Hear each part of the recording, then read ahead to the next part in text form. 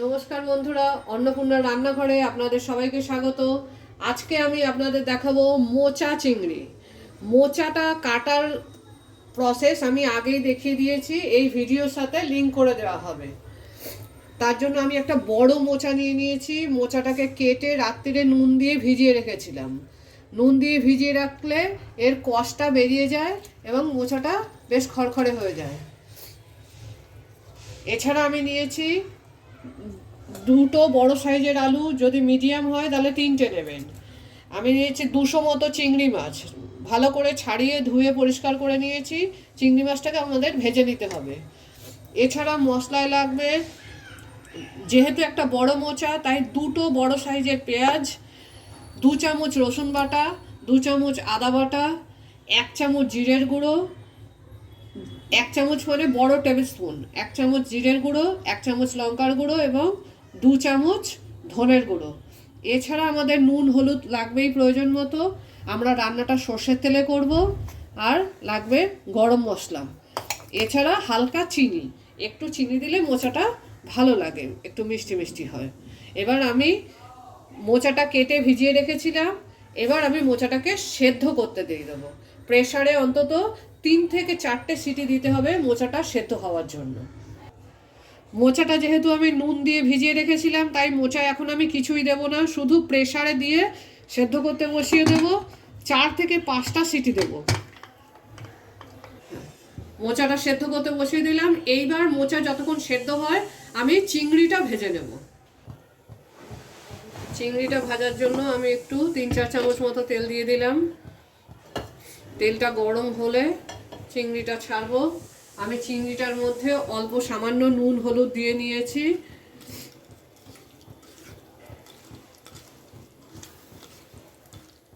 তেলটা ভালো করে গরম হলে তবে আমি চিংড়িটা ছাড়বো। দেখুন আমার তেলটা খুব ভালো করে গরম হয়ে গেছে। যে কোনো মাছ ভাজার সময় কিন্তু তেলটা খুব ভালো গরম হতে হবে, না হলে কিন্তু মাছ তলায় লেগে যাবে। এবার আমি চিংড়িগুলো ছেড়ে দেবো। চিংড়িগুলো হালকা লাল লাল হয়ে আসলে আমার ভাজা হয়ে যাবে।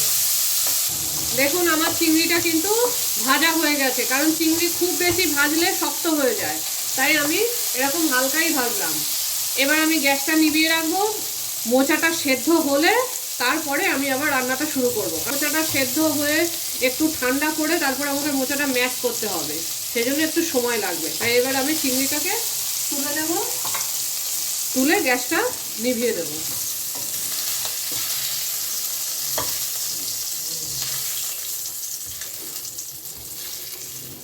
চিংড়ি ভাজা হয়ে গেছে, এখন আমি গ্যাসটা নিভিয়ে দিলাম। পরে আমি এই কড়াইতেই মোচাটা রান্না করব। দেখুন মোচাটা আমি নামিয়ে নিয়েছি 4-5টা সিটির পরে। প্রেসারটা একটু খুলে রেখেছিলাম। এবার আমাকে দেখতে হবে মোচাটা সেদ্ধ হয়েছে কিনা। মোচাটা সেদ্ধ হয়ে গেছে, কিন্তু এটাকে একটু ভালো করে ঠান্ডা করে তারপরে হাত দিয়ে চটকাতে হবে। কিন্তু সবার আগে এটাকে একটু ঠান্ডা করতে দিতে হবে, তাই আমি এটা একটা বড় জায়গায় দিয়ে দিচ্ছি যাতে এটা ঠান্ডা হয়।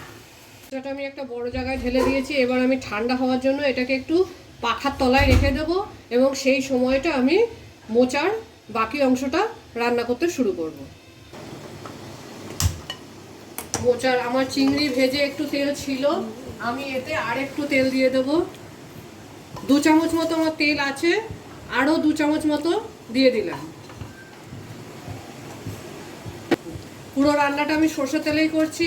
টোটাল 4 চামচ মতো তেল দিলাম মোচাটা রান্না করার জন্য। এবার আমি এতে তেলটা গরম হতে দেব এবং এতে ফোড়ন দেব। দেখুন আমার তেলটা ভালো করে গরম হয়ে গেছে, ধোঁয়া উঠছে। এবার আমি এতে 3টে তেজপাতা, একটা গোটা শুকনো লঙ্কা এবং অল্প একটু জিরে ফোড়ন দিয়ে দিলাম। জিরেটা ভাজা হবে, আপনারা দেখতেই পাবেন। জিরেটা তেলে, গরম তেলে পড়লে একটু ফাটে এবং সেটা ভাজা হয়। এবার আমি আমার এই কেটে রাখা আলুগুলো দিয়ে দিলাম। আলুগুলো একটু ভাজা ভাজা হতে হবে। দেখুন আলুগুলো বেশ লাল লাল হয়ে ভাজা হয়ে গেছে। এবার আমি এতে মশলা দেব। আমি দুটো বড় পেঁয়াজ বেটে রেখেছিলাম, পেঁয়াজ বাটা, বড় টেবিল স্পুনের 2 চামচ রসুন বাটা, 2 চামচ আদা বাটা, আর এই ধনে জিরে লঙ্কা। যেহেতু মোচাটা আমরা নুন দিয়ে ভিজিয়ে রেখেছিলাম রাত্রে, সেই জন্য আমি 1 চামচই নুন দেব। আর এই টেবিল স্পুনের 1 চামচ হলুদ। আর একটু দিতে পারি, আপনারা নিজেদের পছন্দ মতো দিতে পারেন। এবার আমি গ্যাসটাকে মিডিয়াম করে দেবো। মশলাটা যতক্ষণ কষা হবে ততক্ষণ আমি দেখবো আমার মোচাটা ঠান্ডা হয়ে গেছে কিনা। যেহেতু এতগুলো গুঁড়ো মশলা, তাই আমি এতে একটু সামান্য জল দিয়ে দিচ্ছি যাতে মশলাটা ভালো কষা হয়। সামান্য, বেশি নয়। মশলাটা কষা হোক। এবার আমি দেখি আমার মোচাটা ঠান্ডা হয়েছে কিনা। এটা আমি একটু ঢেকে দেবো, গ্যাসটা মিডিয়াম করে দেবো।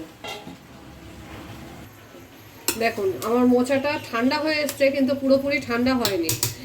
এবার একটা ম্যাশার দিয়ে আপনারা এটাকে ভালো করে ম্যাশ করে নিন। যদিও পুরোটা হয় না, কিন্তু তবুও এই গোটা গোটাটা যাতে না থাকে, পুরো ভালো করে ম্যাশ করে নিতে হবে। এবার আমি দেখি আমার মশলাটা কিরকম হচ্ছে, একটু দেখে নিতে হবে। দেখুন মশলাটা জল ছেড়ে দিয়েছে, ভালো কষা হয়েছে। এবার আমি মোচাটা ভালো করে ম্যাশ করে এতে দিয়ে দেব।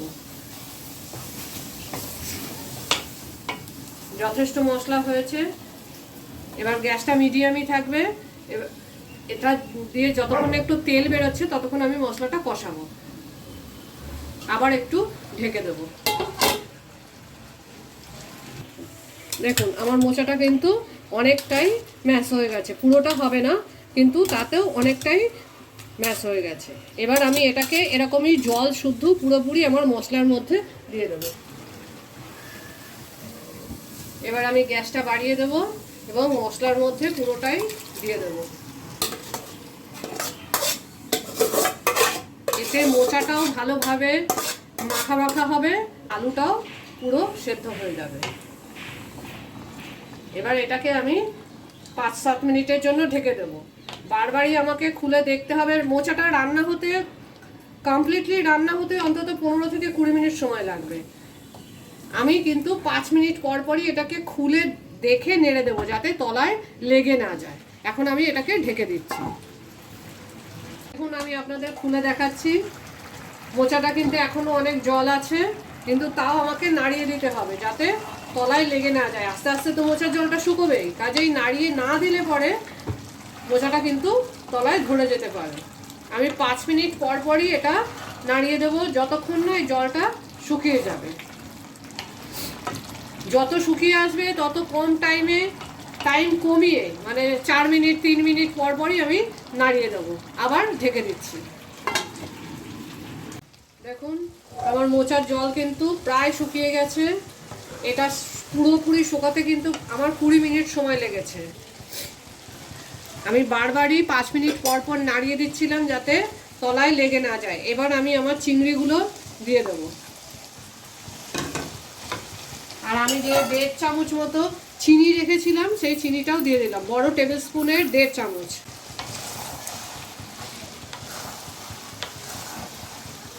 ভালো করে নাড়িয়ে আরও একটু হতে দেবো।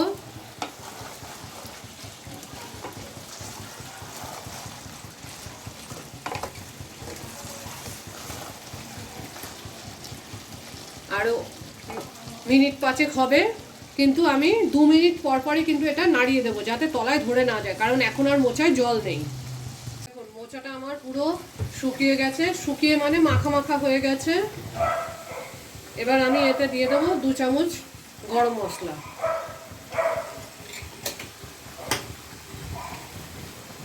ভালো করে নেড়ে নেব। 2 মিনিট পরে আমি এটা নামিয়ে নেব। আর ঢাকা দেওয়ার প্রয়োজন নেই। দেখুন মোচাটা কি সুন্দর মাখা মাখা হয়েছে।